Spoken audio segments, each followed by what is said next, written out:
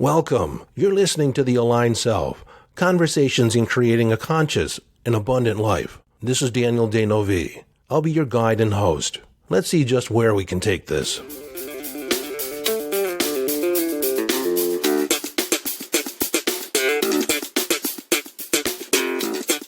Hello, friend. Welcome into the Quotable Monday. Today I'm featuring a quote by an ancient Greek philosopher, Heraclitus. This quote has direct implications to manifestation, personal change, healing, and virtually every other area of life of being a human being. But before I get into the quote, I just want to say thank you. Thank you for being here.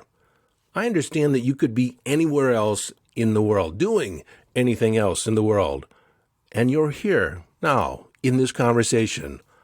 I just want you to know how much I appreciate the energy that you bring to the conversation, your generosity when you share it with others, and I want to thank you for leaving a review so that other people have a glimpse at what they're about to listen to. But more than that, I appreciate your commitment, your personal commitment to growth, because obviously that's why we're here, to delve deep into the areas of consciousness, manifestation, law of attraction, other than conscious processing, the subconscious, mental processing, mind stuff, and, all the stuff that has to do with being a human being a successful human being. It's all the stuff that goes on behind the scenes, the meta position. Now, as we continue on with this quote, I'd like you to really play with it in your head and sit with it, be with it, because you may glean a different meaning than what I got out of it, but I'm going to share my perspective on it. So for a moment, let's talk about Heraclitus. He was before Socrates. He was one of the ancients, and it's been said that he did write one piece of material down, but it doesn't exist, only portions of it, and he's quoted quite a bit by other philosophers. So evidently, he had something to read. And one of the quotes that a lot of people talk about is this: "No man steps in the same river twice, for it is not the same river, and he is not the same man." Now, for me, this has implications on a variety of levels. On one hand, it reminds me of sitting and watching a sunset as the colors cascade across the sky and morph into different versions or different shades of orange, red, purple. At any given moment, I am deep in the realization that each moment is unlike any other moment in time. It's not even the same sunset. From the moment I began watching the sunset, by the time I'm 2 minutes in, 3 minutes in, 5 minutes in, it's a completely different sunset than when I first started. So being immersed in the moment, I can be completely present with the fact that this is never going to happen again. There are no such things as ordinary moments. And herein lies the challenge. You see, our brain likes to extrapolate out and provide a certain sense of consistency or constancy in our world. So our minds tend to generalize our experience. Now, on one hand, this is very useful because that way we don't have to recreate our experience, recreate our perception and our understanding of the world at large. But it's also useful to understand that this can get in our way, because if we don't think of the world as being dynamic and ever-changing at any given moment, then we tend to experience the world based on a past assumption. We're not being present. We may not recognize changes. We may not recognize differences in our environment because we're recreating the world or recalling it from our past, assessment. Now, even the people in your life, they change all the time. Yet it's useful to think of them as having a certain amount of consistency. My wife, we've been together for almost 13 years now. And just like me, she has predictable patterns. She has predictable ways of being in the world. Yet, it's useful for me to think of her as ever-changing, ever-growing, ever-evolving. That each and every moment with her, I'm dealing with a different person, a different woman. If I realize that, it can keep our relationship fresh. I don't necessarily deal with her the same way all the time. I can literally rediscover who she is at any given moment. Now, that would be ideal, but I, like a lot of people, can get lazy, and I recreate her from my past experience with her. That is a mistake. And so this quote helps me refine my perception. No man steps in the same river twice, for it is not the same river, nor is it the man the same man. Over the years, I've spent a lot of time on rivers. I love canoeing, and I especially love whitewater rafting. Now, in those two sports, you can watch the river flow over the bottom in predictable patterns. Yet, the river, the water, is always changing, always different. And I'm not always aware of how I'm changing in that moment, although some of those trips down the Gauley River in West Virginia on whitewater rafting, I totally know I'm a different man, sometimes just on the other side of a set of rapids, but definitely by the end of the trip. But let's say that you're not one to particularly spend a lot of time on the river or in the river. Perhaps you can find a river to sit and meditate by. It's always been one of my most pleasurable meditations is to sit and watch, just stare at the flowing water, realizing that time is flowing by you, that reality is morphing and evolving right before your very eyes. It's a dynamic expression. In fact, life is not static. It is a dynamic exchange of energy.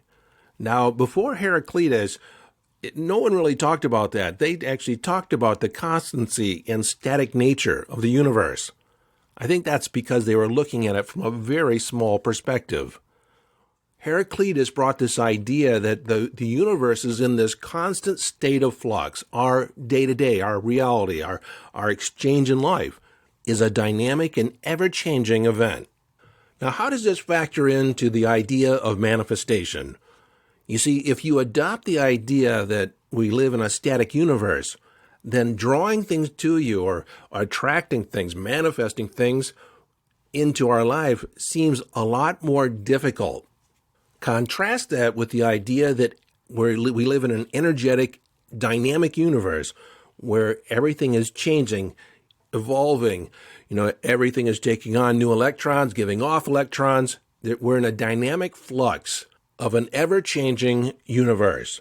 And then when we consider that our thoughts are an energetic point of attraction, magnetizing energy of a like frequency, and then bolstered and amplified by the vibratory nature of our emotions, it's then that you can begin to wrap your head around the fact that you could attract what you want in very short order if you're in alignment, because the universe is in a constant flux, a dynamic dance of molecules and electrons. It's all a play of energy. You see, when our mind is stuck in the 3D, we feel or believe that something has to change in a dynamic manner in order for us to attract the reality that we want. But when you're in the understanding that everything is always dynamically and constantly changing, evolving and coalescing into a new expression, then manifesting doesn't seem that far-fetched, especially when you consider the most recent Nobel Prize awarded in physics. One of the ideas that resulted from the experiments conducted here is that there's no such thing as local reality. So what does that mean? Well, local reality basically says that reality stays the same unless impacted upon something, some energy, some force locally or within the same environment. And the experiments that they did on these photons kind of rewrote some things. One was the idea that light is the fastest thing in the universe. What they proved in their experiment is that consciousness is the fastest thing in the universe. It cannot even be quantified. This realization came about in their experiments on entangled photons that were sent, or particles that were sent in opposite directions. And because they were entangled, they had a matching frequency in our lingo. When one shifted based on observation or consciousness, conscious impact. The other entangled photon also shifted, even though at opposite ends of the universe, so to speak. They were entangled. They moved at the very same time. There was no delay. There was no delay from the action on one photon and the action or interaction with the other photon. It was instantaneous. So what that also suggested is that our ideas or our conception or perception of time and space aren't exactly the way things really work. So on one hand, it could be said that the ideas around manifesting and law of attraction involve some magical thinking. But, science is really coming around in proving these ideas, these metaphysical ideas that were once thought metaphysical, non-tangible, are really the driving force in our universe. We'll explore this more down the road, but this is kind of how the universe is a dynamic force that's influenced through consciousness. So it's not the speed of light that is the fastest thing. It is the speed of thought. So that's how that plays into manifesting. How does it play into personal development? Well, a lot of people come to me, a lot of people tell me that they're stuck. They feel they're not making any progress. Yet, when you look at the dynamic nature of consciousness in our bodies and in our mind in general, you cannot be stuck. It's impossible unless you believe you're stuck. And so as you believe, that's the way the universe shows up to support your belief, to support your point of view. So if you want to shift and change who you are, you basically just have to say, I'm in a dynamic process of changing right now. Right this moment, I'm not even the same person I was a moment ago. And just like the sunset, you are born anew each and every moment. Just like the river, you're a different person each and every moment. It is only the ideas, beliefs, and perceptions that you drag from the past into the present that keeps you the same. In fact, on a physical level, and we'll tie this into healing, on a physical level, you're not even the same person you were a minute ago, a second ago. Each and every minute, you're disposing of about 100 million cells. You're also creating every minute 100 million cells.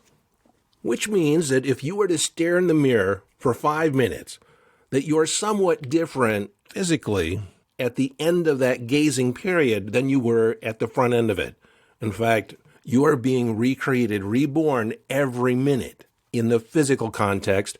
And then when you bring in your thought processes, you can shift and take on new thoughts and literally move yourself on a whole new trajectory at the speed of thought.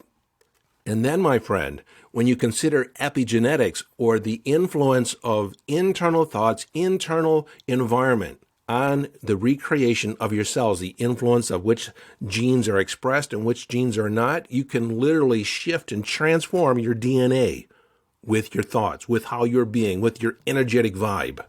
Sharing this concept with you just brought to mind the lyrics of an Earth, Wind, and Fire song, Fantasy.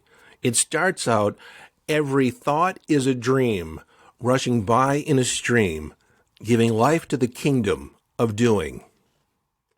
Every thought is a dream, rushing by in a stream, giving life to the kingdom of doing. No person steps in the same river twice, because it is not the same river, and the person is not the same person. Contemplate this and share with me your insights. If you have insights that add to what I've shared so far, or maybe come from a different angle, a different perspective, I would love to hear about it. So until next time, this is your friend and host, Daniel Denovi, urging you to follow your bliss, live your life from inner signals as you live the epic adventure. And just so you know, the next time you listen, I'm going to be different. And so will you.